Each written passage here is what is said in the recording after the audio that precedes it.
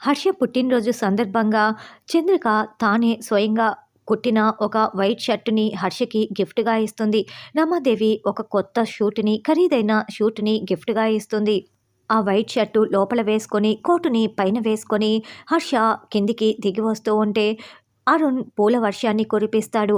అయితే ఆ పూల మీద కాలు పెట్టిన హర్ష కింద పడిపోతూ ఉంటే ప్రేమ్ పట్టుకుంటాడు. "రేయ్! పూలు మరి ఇన్ని జారి పడేలా ఎవరైనా వేస్తారా?" అని హర్ష అరుణ్‌ని తిడుతూ ఉంటాడు. తర్వాత చంద్రిక తయారు చేసిన పాయసాన్ని తీసుకొచ్చి రమాదేవి ఇస్తుంది. చంద్రిక "చాలా థ్యాంక్స్, పాయసం చాలా బాగుంది" అని తింటూ ఉంటే హర్షకి దగ్గు వస్తుంది. "మావయ్య ఇదిగోండి వాటర్ తాగండి" అని దీక్ష ఇస్తూ పొరపాటున ఆ వాటర్‌ని కోటుపై పడేస్తుంది. దాంతో వెంటనే హర్ష కోటుని తీసి పడేస్తాడు. ఇక చంద్రిక ఇచ్చిన షర్టు మాత్రమే వేసుకొని ఉండటంతో చంద్రిక చాలా సంతోషపడుతూ ఉంటుంది. అప్పుడు చామంతి, "బాబుగారు ఇదిగోండి నా తరపున ఔషధ గుణాలు ఉన్న మొక్క" అంటూ ఒక మొక్కని గిఫ్ట్‌గా ఇస్తుంది.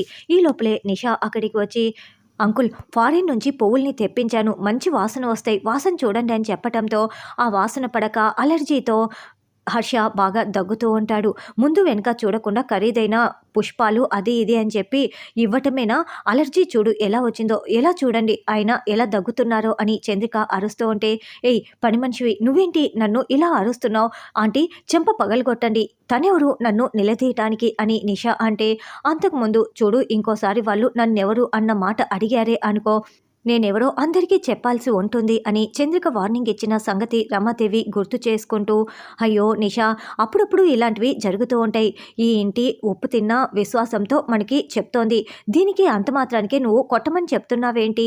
కొట్టడం అవసరమా? ఇప్పుడు నేను కొట్టానే అనుకో ఏడుస్తూ వెళ్ళిపోతుంది. హర్ష పుట్టినరోజున ఎవరు ఏడవటం నాకు ఇష్టం ఉండదు.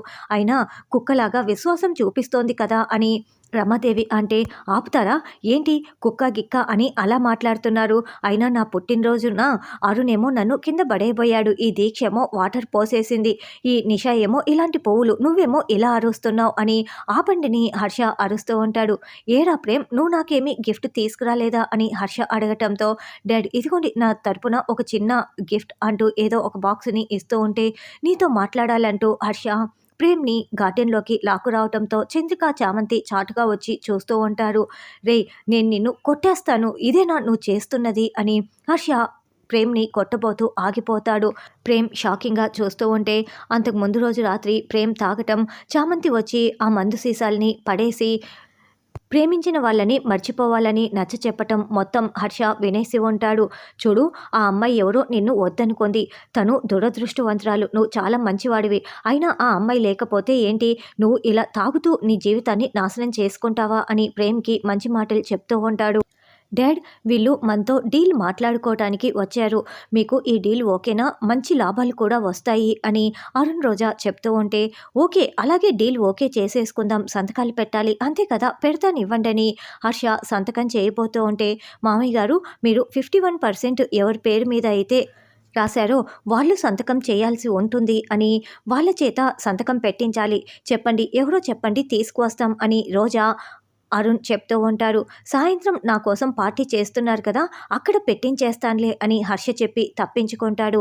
తర్వాత గార్డెన్‌లో ఉన్న చామంతితో, "అమ్మ చామంతి నేను చంద్రిక పేరు మీద 51% రాశాను కదా, అది ఎవరి పేరు మీద ఉందో తెలుసుకోవటం కోసం నన్ను ఇలా ఇరికించారు. నేను సాయంత్రం పెడతానని తప్పించుకున్నాను. ఇప్పుడు ఏం చేయాలో అర్థం కావటం లేదు" అని హర్ష చెప్పటంతో చామంతి ఆలోచిస్తూ ఉంటుంది.